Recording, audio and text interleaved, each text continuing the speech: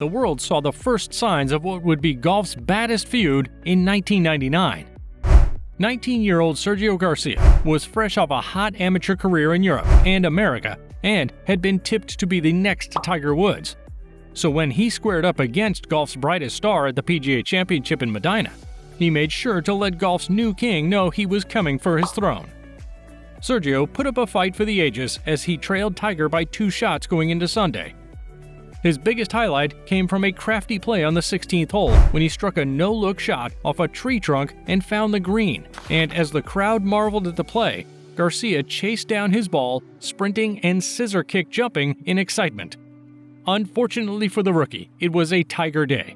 Garcia had no choice but to hug the champion who beat him by 1 stroke in a show of sportsmanship. When the game had ended, an incident on the par 3 13th didn't go unnoticed. Garcia had glared in Tiger's direction after he birdied the hole, and Alan Shipnuck of Golf Digest had pointed it out. About the glare, Garcia said he did it with no ill intentions, and he wasn't hoping his opponent would fail or anything. He was simply telling him if he wanted to win, he had to play well. Oh, now that's bold.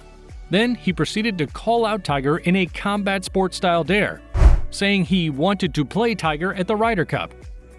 Garcia was clearly lost in the exuberance of teen spirit to see he was playing a lost game against the guy who sold golf to the planet.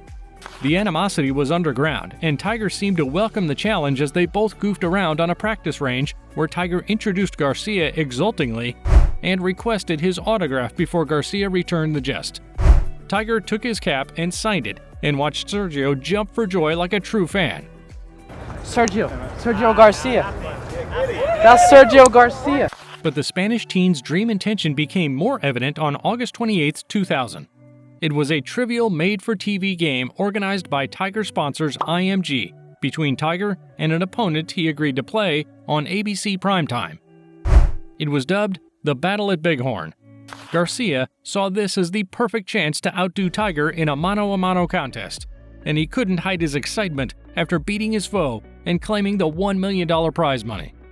It was an unfair 1-stroke loss for Tiger, who had played into the night the previous day to win the NEC Invitational in Akron, Ohio, before flying to Palm Desert to play 18 holes under floodlights with flu symptoms. But you don't want to be the one to tell Garcia his big win against prime Tiger meant nothing in the year the GOAT won 3 straight majors. God forbid he mistakes your head for a bunker.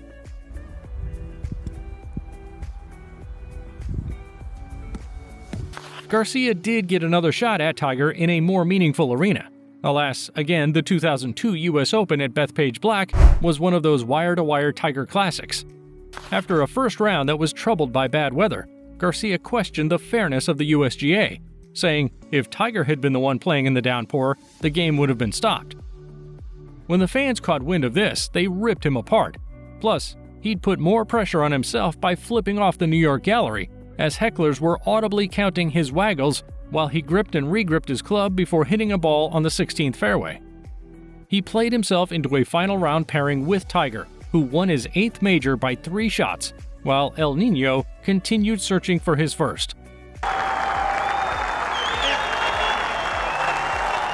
Tiger continued his run until he hit dry seasons between 2003 and 2004, and this would have been time for Garcia to win himself 1 or 2 majors while his nemesis was away. But it was players like Retief Goosen, Vijay Singh, and Phil Mickelson that took advantage of the hiatus. When Tiger resurfaced, Garcia came face-to-face with the enemy again in the last round of the 2006 Open Championship at Royal Liverpool, where Tiger was in the mood to slay. And slaying was probably what Garcia thought he was doing when he draped himself in head-to-toe canary yellow for the last round.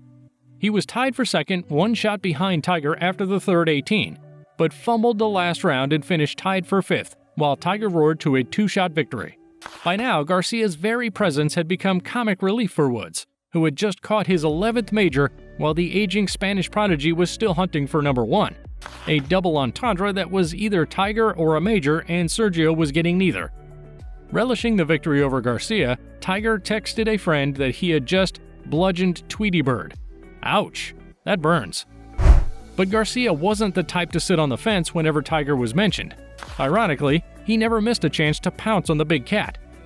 Ahead of the 2006 Ryder Cup, Garcia brought up the fact that Tiger's Ryder Cup record left more to be desired, and he was looking forward to playing against him a couple of times. He got his wish when he was paired with Luke Donald against Tiger and Jim Furyk, and he surely enjoyed beating the duo with 2 holes left to play and outshining golf's golden boy by winning all his 4 paired matches during the tournament. After this, the feud mellowed. Well, until 2013 became a year of fireworks from a rally of words that ended ugly. May 11th, 2013 brought golf its favorite pairing at TPC Sawgrass, and it was only a matter of time before disaster struck at the Players' Championship. Actually, Garcia struck first on the 2nd hole, but would later complain to reporters that Tiger's activity in the trees 50 yards left of his approach had aroused his fans and distracted him from hitting a good shot. Tiger replied to the accusation saying he'd checked with the marshals before preparing for his shot and verbally drop-kicked Garcia when he implied the younger man was a whiner. 2 marshals later refuted Tiger's claims, saying they don't even speak to the players during the competition. But Brian Nedrich, who gave Tiger the green light, went on record to say he'd told Tiger that his partner had already hit the ball. Garcia went on the defensive, admitting he was a whiner, while telling the world in the same breath that Tiger was a liar, and he wasn't afraid of him. Where did that come from? When asked if he was willing to extend a truce to Garcia, Woods gave a delayed and emphatic no. Saying, hey, let's chill, we don't need to be going back and forth like this anymore. No. The media was having a field day, and when Garcia was asked before the US Open if he would invite his old pal over, his tongue-in-cheek response involving poultry didn't fly at all. Garcia said he was going to have Tiger, an African-American man, over every night and serve him, wait for it, fried chicken. No, he didn't. Yes, he did. And he regretted it. Not only because it was wrong on its own, but it also brought back memories of a drunk Fuzzy Zeller's 1997 remark at the Masters. Enjoy it and tell him not to serve fried chicken next year. Got it. Right. Garcia apologized effusively, saying he was caught off guard by the question and was aware that his response was insensitive and he felt sick about it. Tiger especially couldn't stomach the insult. He took to his Twitter page to share his feelings, calling the statement wrong, hurtful, and clearly inappropriate.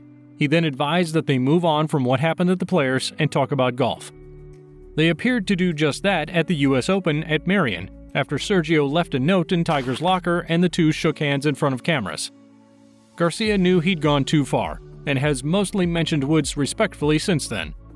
He finally got his belated major at the 2017 Masters, for which Tiger congratulated him in a tweet that the honor was well earned.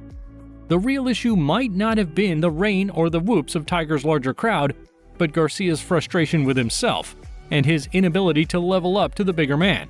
After all, he once jokingly asked Golf Channel's John Hawkins the one thing that was eating him up about Tiger when he approached the writer at a practice green in Westchester and said, "Why is it always him?" before playing it off as a joke. Garcia was a member of an unlucky bunch who probably would have achieved more if he had not arrived in time for Tiger's one-horse race. And now that time has passed. The big cat has gone to sleep, and El Niño has faded into history. But his feud will never be forgotten. Be sure to check out Golf Plus for more fantastic golf videos. See you there!